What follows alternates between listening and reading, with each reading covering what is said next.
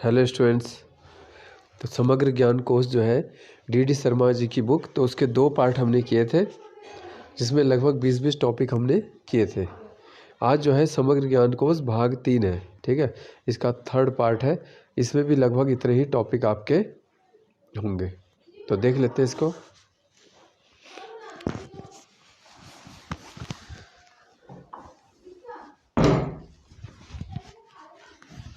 ठीक है। तो सबसे पहले आता है, देखो, कोटाल। ठीक है, कोटाल क्या है?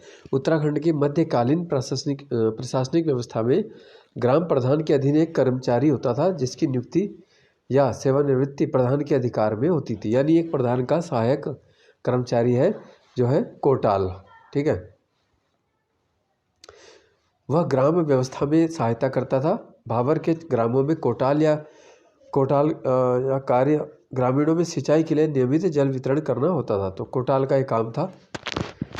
ठीक है, नेक्स्ट है कोटी प्रयाग। यह स्थान कोटी प्रयाग देखो कहाँ है, ठीक है, रुद्रप्रयाग जनपद की कालीमठ घाटी में मंदाकिनी और काली गंगा के संगम पर है।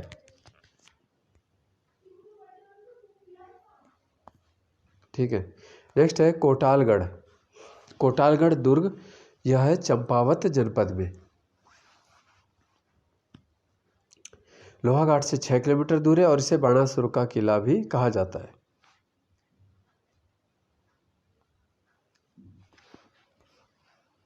नेक्स्ट है खड़गेश्वर। ठीक है, पूछा जा सकता है खड़गेश्वर मंदिर कहाँ है या खड़गेश्वर महादेव का देवालय कहाँ है। तो यह पिथौरागढ़ जनपद में। ठीक है, इसे प्राचीन मंदिर माना जाता है। यह मुख्यालय में पुराना बाजार के मध्य में स्थित है। माना जाता है कि इस मंदिर की प्रतिष्ठापना अस्कोट के रजवार राजा खड़गपाल सिंह ने 16वीं-17वीं शताब्दी में की थी।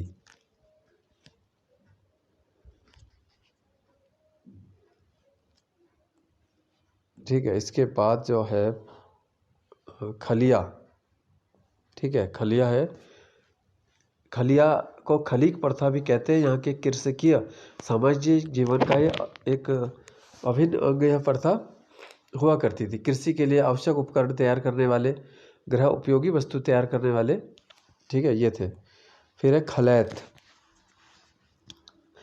खलिया की तरह है खलैत। उत्तराखंड के कृषकीय व्यवस्था में अंत्यज वर्गीय शिल्पकार लोग जो छोटे जाति के होते हैं, लोहार, तेली, बैड़ी, भूल, कोली आदि को खलैत की श्रेणी में वर्गीकृत किया गया है। खलैत वर्ग में रखे जाने का आधार यह था कि ये लोग कृषकों के घरेलू और कृषि कार्यों के लिए की गई सेवाओं के लिए प्रत्येक फसल पर अन्न का अपना अपना भाग प्राप्त करते थे।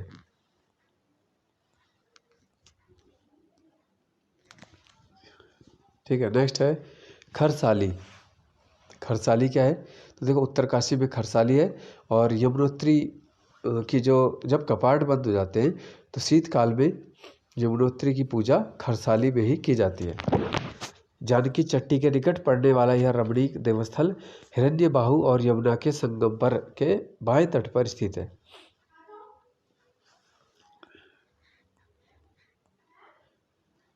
ठीक है, नेक्स्ट है खारी। यह मध्यकालीन उत्तराखंड का एक अन्न मापक पात्र का बोधक पद है। ठीक है, तो अन्न मापने के लिए इस्तेमाल करते हैं। एक खारी को 20 द्रोण कहा जाता है। तो एक बड़ा पैमाना है। एक द्रोण होता है 16 पाथा। ठीक है, 16 पाथा। और एक पाथा होता है 2 किलो, यानी कि एक द्रोण हो गया 32 किलो। नेक्स्ट है खिलपति। कुमाऊं मंडल के जनपद चंपावत में मुख्यालय से 38 किलोमीटर दूर है और लोहाघाट पर स्थित एक पुरातन गांव है। ठीक है, तो खिलपति मंदिर भी है वहाँ पे। और एक ऊंचे टीले पर यहाँ पे क्या है? अखिल तारिणी मंदिर, जिसे उग्र तारा भी कहा जाता है। अगला है वर्ड आता है इसमें पॉइंट खुरनी।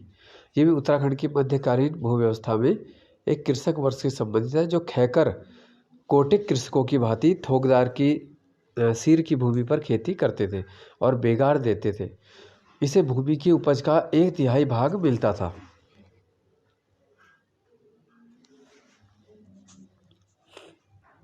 ठीक है, नेक्स्ट है खुरपा ताल।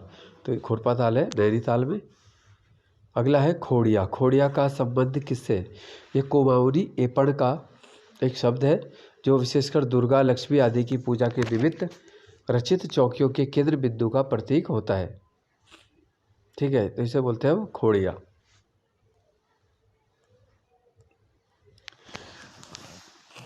नेक्स्ट है गंडकी। तो गंडकी घाट जैसे आपने पता है चंपावत की एक ये क्या है, प्रमुख नदी है।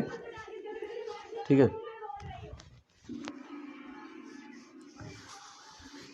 तो ये जो है वो है लोहा घाट के निकट।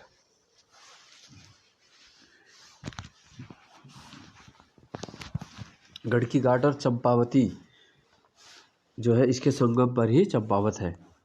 नेक्स्ट है गढ़कनारा। गढ़कनारा क्या है? चमोली जनपद में अलकनंदा के दाईं ओर अवस्थित है और एक ये सर्वोच्च गढ़ माना जाता है। ठीक है, डॉक्टर कठौच ने भी इसका वर्णन किया है। नेक्स्ट पॉइंट आता है गणेश गंगा। चमोली जनपद में है गणेश गंगा। ठीक है, नेक्स्ट है गणेश गुफा। तो ये भी चमोली में माना जाता है कि यहीं पर जो है महाभारत लिखी गई, जहाँ पे व्यास गुफा में महर्षि व्यास ने महाभारत को बोला और लिपिक के रूप में जो लिखा है गणेश जी ने लिखा है। ठीक है, तो व्यास गुफा, गणेश गुफा, बुचकंद गुफा, भृगु गुफा, ये सब चमोली में है। नेक्स्ट है गनियात मेला।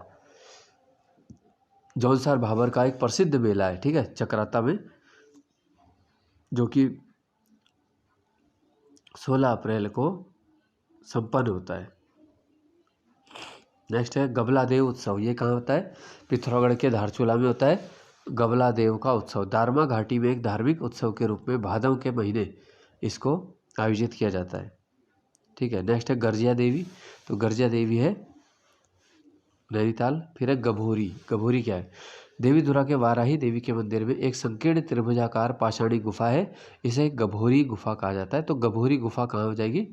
आपकी चंपावत। ठीक है, और लास्ट 2 पॉइंट रह गए। गिंदी मेला। ठीक है, तो गिंदी मेला या गेंद का मेला कहाँ है? यमकेश्वर ब्लॉक में, पौड़ी जनपद में। और लास्ट है आज का पॉइंट, सबसे जो लास्ट है वो है गाड़ू घड़ी। ठीक है, गाड़ू घड़ी की यात्रा जो है बद्रीनाथ धाम के लिए निकलती है और परमार वंश के समय से इसकी प्रथा रही है। तो ये माना जाता है कि ये नरेंद्र नगर से लेके और गाड़ू घड़ी की यात्रा बद्रीनाथ धाम तक जाती है।